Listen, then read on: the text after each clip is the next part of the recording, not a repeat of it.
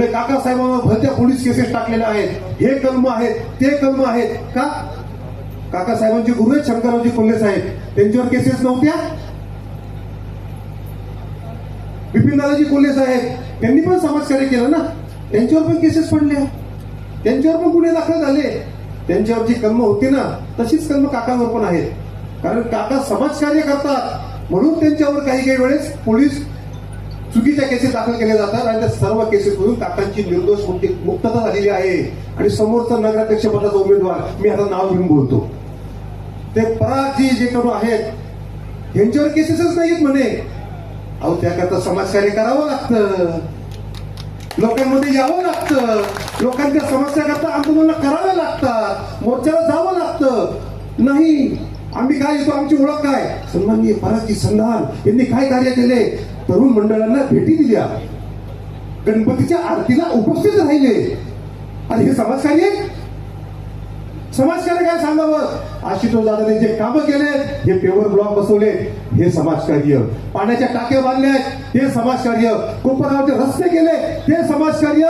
अरे महिलेच्या तुम्ही आमच्या सर्वांच्या डोक्यावरचा हंडा उतरवला, कोपरगाव करता 5 नंबरचं तळं बांधलं, याला म्हणतात समाजकार्य. असं हिंमत तर ह्याची कॉम्पिटिशन करा. पण नाही, कॉम्पिटिशन कुठं करूच शकत नाही ना. मग काय, कोर्टात दावे दाखल केले. माहितीये ना आम्ही जनतेच्या मनामध्ये हरलेलो आहोत, मग आता काहीतरी चान्स घ्यायचा. मग काय, कोर्टामध्ये केस, तिथं 2 दिवस घालवले. पण कोर्टामध्ये मग पिक्चर कसं तयार केलं, सर्वच्या सर्व त्यांचे नगरपदाचे उमेदवार सगळे कोर्टामध्ये हजर केले. आणि ते सगळ्यांना संपलं होतं ना, त्यांना माहिती आता प्रचाराचा काही उपयोग होणार नाही. मग आपण कोर्टाची एकच असत आहे, सगळे नगरसेवक कोर्टामध्ये हजर त्यांची उमेदवारीची. आणि त्या ठिकाणी हजर राहून ते बघताय कोर्ट का निकाल देतोय. अरे बाबा, ही न्याय देवता आहे, ती खऱ्याच्याच मागं असते. तिथं सुद्धा हरल्यानंतर एक प्रयोग केला.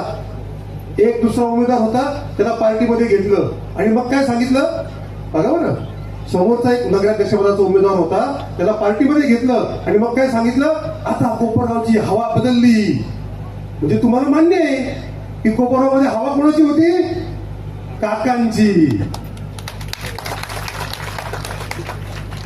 अरे अशी जर हवा बदलली असती तर कालच्या सभेला काय 10,000 लोक उपस्थित राहिले असते का?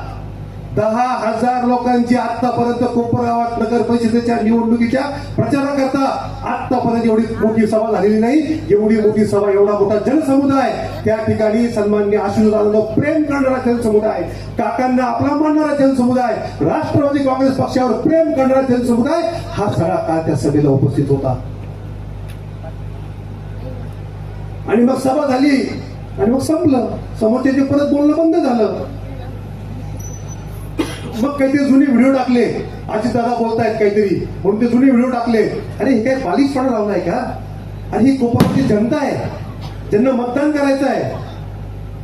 तुम्ही कोपरगावच्या विकासाकरता बोलत आहात, त्याचा विकासाकरता बोललं पाहिजे, त्याच्यावर कुठं भाष्य नाही. असे पोरक्यासारख्या गोष्टी करायच्या.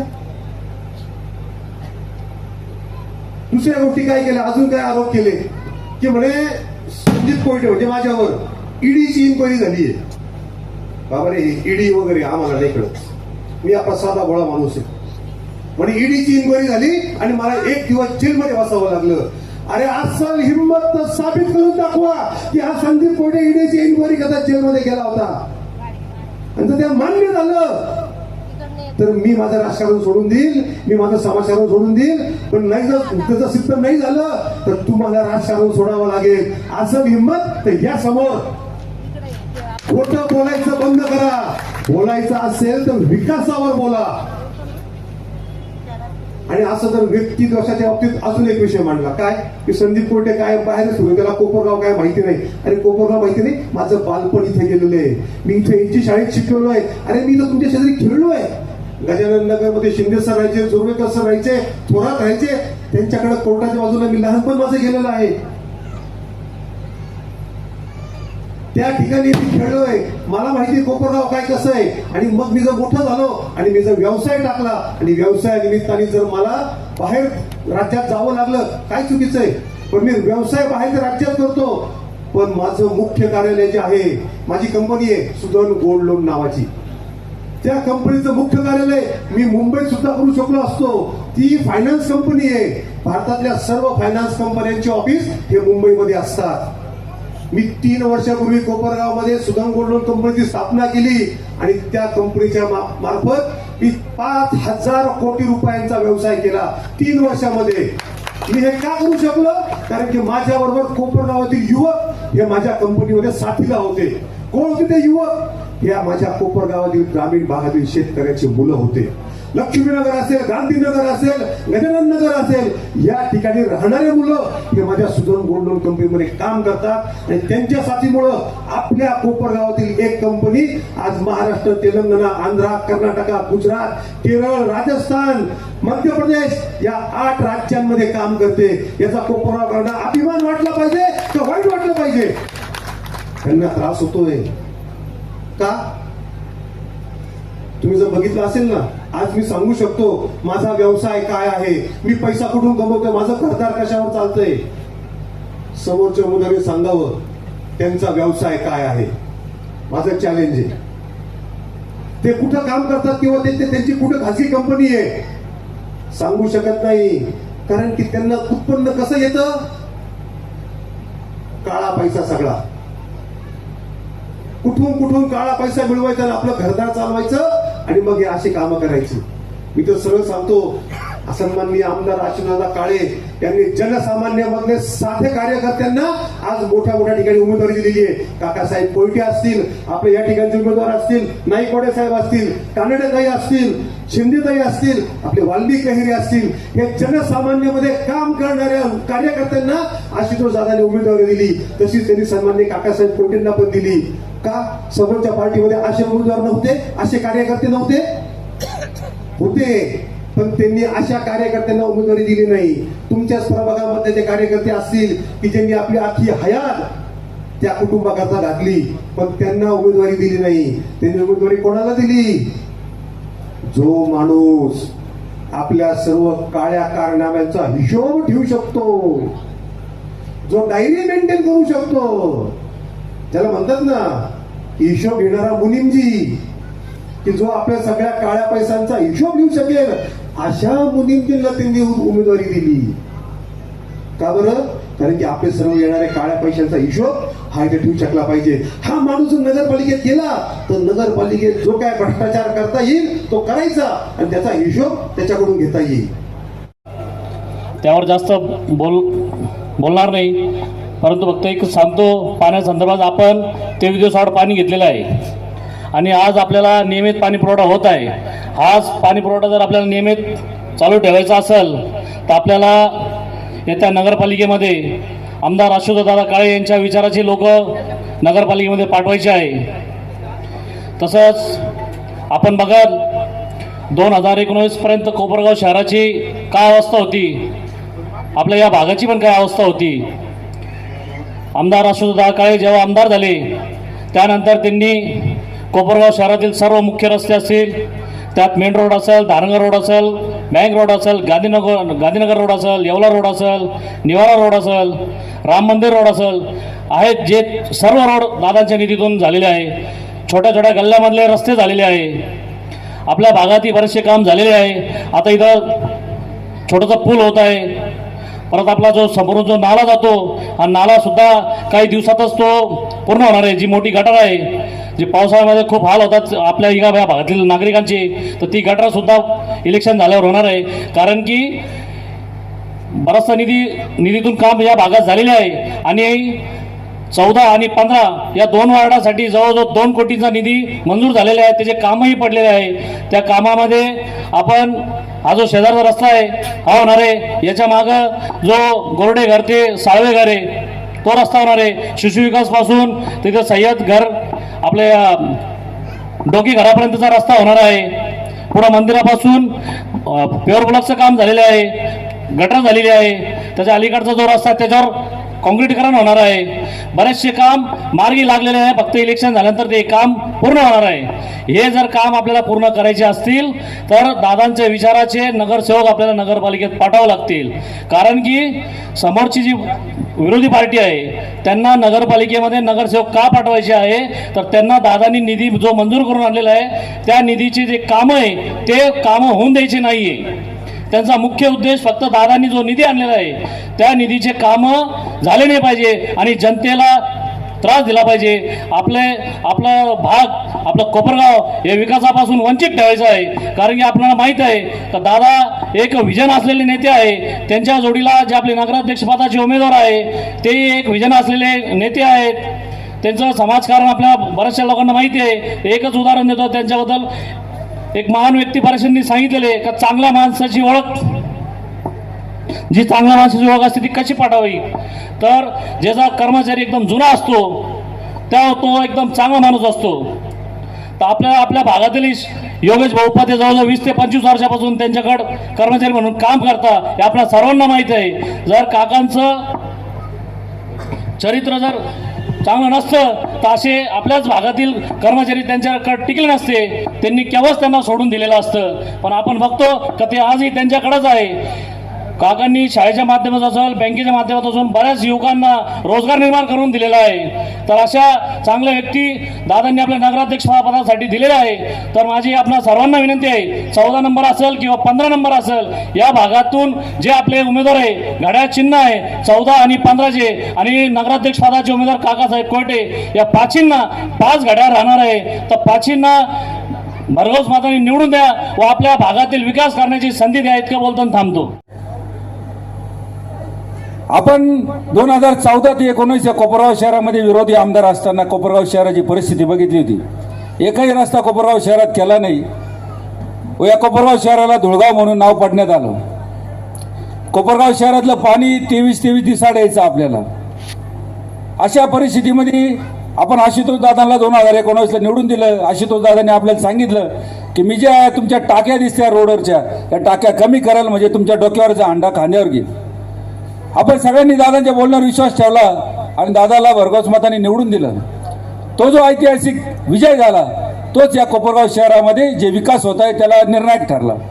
आशुतोष दादांनी जो शब्द दिला होता तुम्हाला आम्हाला की कोपरगाव शहरातील रस्ते असतील पाण्याची समस्या असतील बाकीचे काही जे कामं असेल मी करेल. आणि आज आपण बघितलं पूर्वी इथं ज्या कॉर्नर मिटिंगा व्हायच्या त्यावेळेला अशा खुर्च्या खालीवर राहायच्या अशा. पण आज या पेविंग ब्लॉकवर आपली जी सभा होत आहे हे त्या कामाचं एक प्रतीक आहे.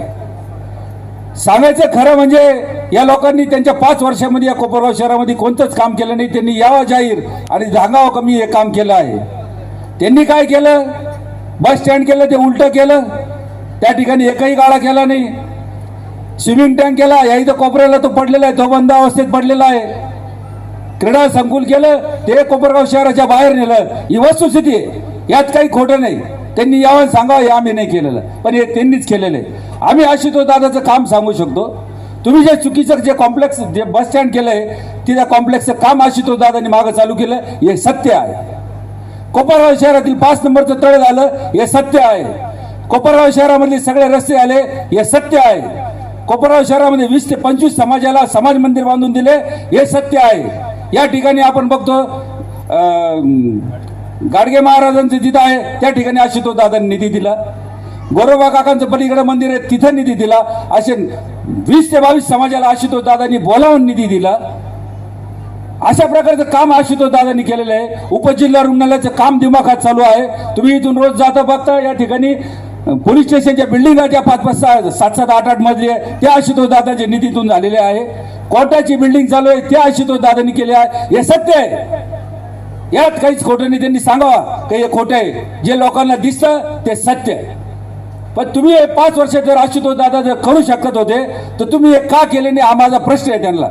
मी प्रत्येक सभेमध्ये त्यांना प्रश्न विचारतो पण त्यांनी अजूनपर्यंत या गोष्टीचं उत्तर दिलं नाही. त्यांचं उत्तर एकच आहे फक्त की कोपरगाव शहराला त्यांना कायम वंचित ठेवायचं होतं. पाण्याच्या बाबतीत ठेवायचं होतं. रस्त्याच्या बाबतीत ठेवायचं होतं. कोपरगाव शहरामध्ये कोणताच विकास करायचा नव्हता.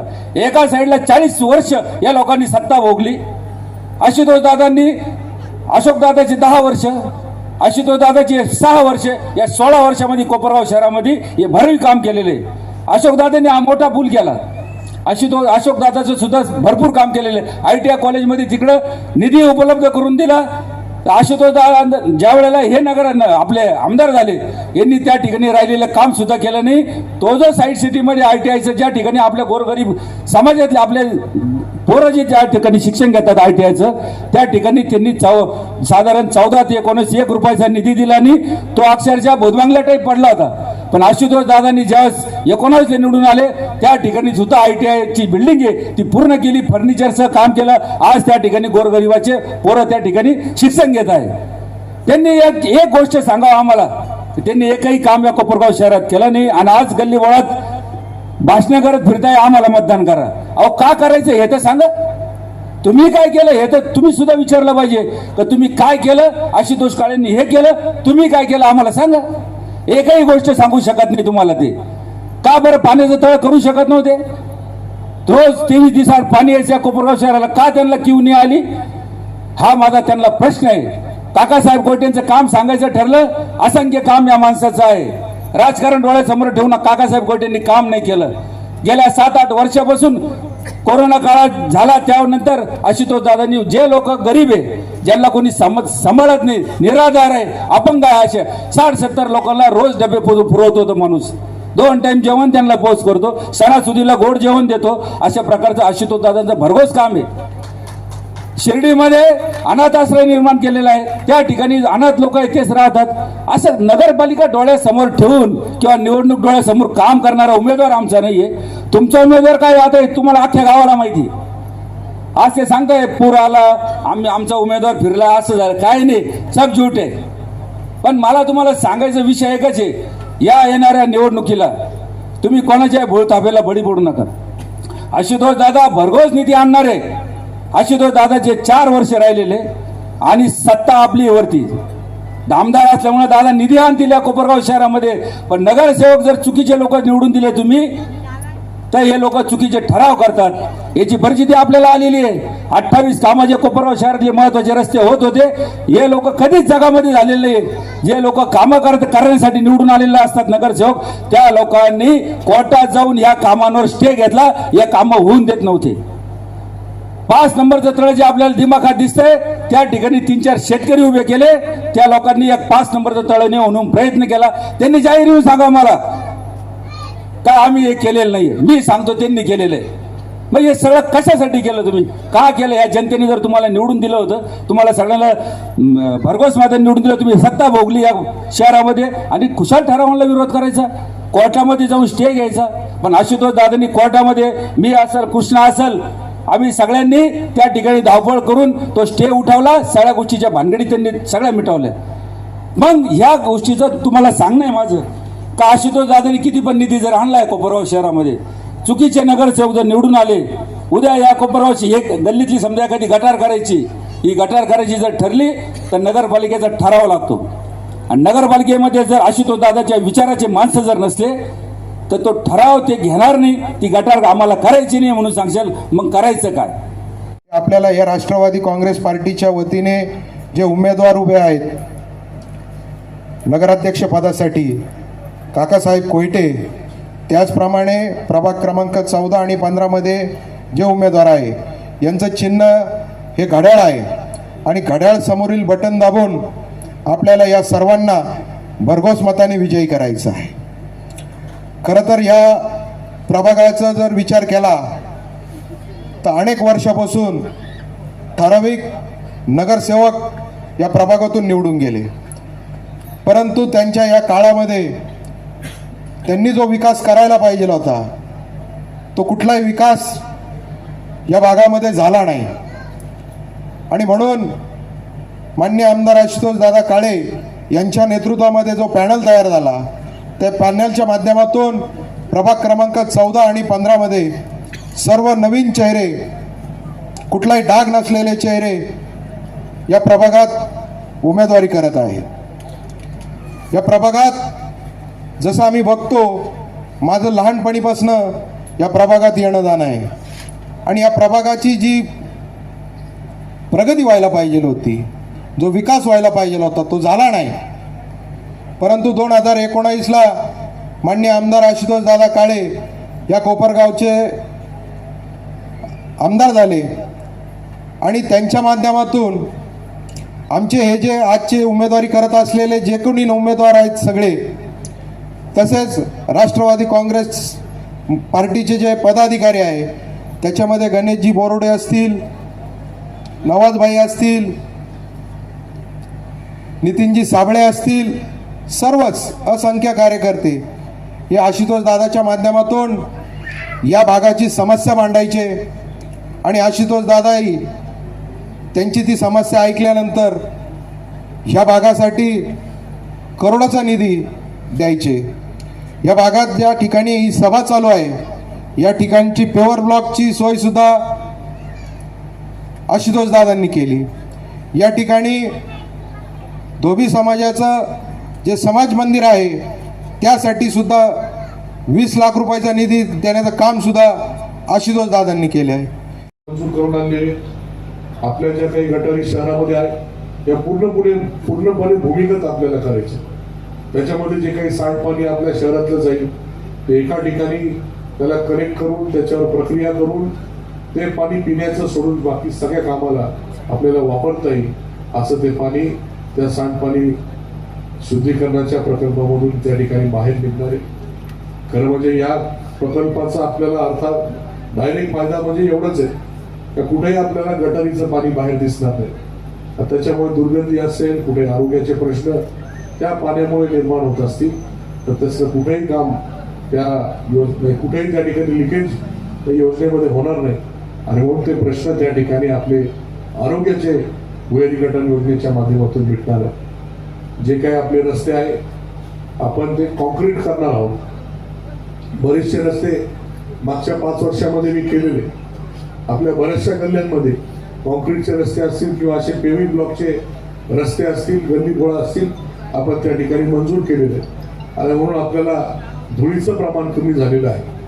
परंतु पूर्णपणे जर धुळीचं प्रमाण मिटवायचं असेल तर आपल्याला कॉन्क्रीटचे रस्ते करणं आणि साईडला असे पेव्हिंग ब्लॉक करणं तर त्याच्यामुळं जी काही साईडची माती आहे त्या ठिकाणी कुठेही आपल्याला धूळ जाणवणार नाही, माती येणार नाही, ते साफसफाई करणं आपल्याला सोपं जाईल. अशा पद्धतीचं नियोजन आपण त्या ठिकाणी शहरासाठी करतोय. म्हणून खऱ्या अर्थाने या सर्व कामांसाठी मी आपल्याला विनंती करायला आलो का आपण नगराध्यक्ष पदाचे उमेदवार आणि नगरसेवक पदाचे उमेदवार या सर्वांना यांचं घड्याळ चिन्हाचं बटन दाबून मला जे काही साथ घालून नगरपालिकेमधून लागते ती आपण सर्वांनी मिळून द्यावी अशा प्रकारची विनंती या ठिकाणी करतो. आपण सर्वांनी मला आमदार म्हणून काम करण्याची संधी दुसऱ्यांदा दिलेली. आता 1 वर्षभर पूर्ण झालेलं आहे, परंतु मागच्या काळामध्ये जेवढा निधी मंजूर करून आणलेला आहे पुढच्या 1 वर्षामध्ये त्याचे कामं अजून होणार. ही निवडणूक संपली का बरेच आपले कामं त्या ठिकाणी चालू होणार आणि पुढचं वर्षभर कामं संपणार नाही एवढा निधी आपल्याला पहिल्यापासून मंजूर आहे. पुढचे 4 वर्ष म्हणून मला आमदार म्हणून काम करण्याची संधी आहे आणि पुढच्या 4 वर्षामध्ये ज्या काही पाण्याचे प्रश्न असतील, गटारीचे प्रश्न मी या ठिकाणी ठेवणार नाही अशा प्रकारचा शब्द आपल्याला देतो. परंतु याच्या व्यतिरिक्त जे काही नवीन निधी, नवीन काही कामं असतील, लाडक्या बहिणीवर पण बोलतो, जो काही अजून निधी आपल्याला राज्य शासनाकडनं आपल्याला मिळणार आहे. जर माझ्या हक्काचा नगराध्यक्ष आणि नगरसेवक जर नगरपालिकेमध्ये नसतील तर मी आणलेला निधी ते लोक आपल्या नगरपालिकेमध्ये खर्च करणार नाही. कारण की त्यांना आपल्या अडचणीची काही घेणं देणं नाही. त्यांना फक्त त्यांचे नेते सांगतील हे काम अडवा, विरोधी ठराव करा, त्यांनी सभागृहामध्ये विरोधी ठराव करायचा आणि आपले कामं अडवायचे. तर याच्यानंतर जी निवडणूक होणार आहे ती विधानसभेची होणार. जर कामं पुढच्या 4 वर्षामध्ये झाले तर पुढच्या निवडणुकीमध्ये तुम्ही पुन्हा मला म्हणणार तूच उभा राहा. आणि जर कामं नाही झाली तर तुम्ही मला जाब विचारणार काय हो लय बडबड करत होतो, काय झालं कामाचं. आणि म्हणून तुम्ही मला विचारू नये काय काम झालं. तर त्याच्यासाठी आपल्याला माझा हक्काचा नगराध्यक्ष आणि नगरसेवक या ठिकाणी निवडून देणं ही फार महत्वाची गोष्ट त्या ठिकाणी आहे. मग कुठल्याही दबावाला बळी न पडता ते काय 2-4 दिवस माझ्या आज्या चालेल 2-4 दिवस कोणी दमदाटी करेल, तर शेवटी त्यांना इथंच राहायचं. ज्या गावच्या बोरी त्याच गावच्या बाबडी. त्याच्यामुळं आज जरी कोणी दमदाटी करत असेल, उद्याच्याला त्यांना पण इथं राहायचं आहे. त्यांच्याही घरामध्ये लेकीबाळी आहे. त्याच्यामुळे त्या बाबतीमध्ये कुठेही आपण घाबरून न जाता बिंदास 2 तारखेला घड्याळ चिन्हाचं बटन दाबा आणि माझे नगराध्यक्ष आणि नगरसेवक त्या ठिकाणी निवडून द्या. जर आपण चुकून विरोधी नगरसेवक नगराध्यक्ष निवडून दिले तर सरळ सरळ सर्व कामांना खोडा घालण्याचं काम त्यांच्याकडनं होईल. आणि हे जर तुम्हाला टाळायचं असेल तर ही संधी फार मोठी आलेली. घड्याळाचं चिन्ह दाबून पूर्णपणे जबाबदारी माझ्यावर टाक. आमदार म्हणून जबाबदारी मला दिली की नाही? पुढचे 4 वर्ष तर आमदार बदलू शकणार नाही. बदलायचं असेल 2029 ला बदलाय, तर ती वेळ तुम्हाला निवडून देणार नाही. आणि म्हणून त्याच्यासाठी नगराध्यक्ष नगरसेवक माझ्या हक्काचे असतात.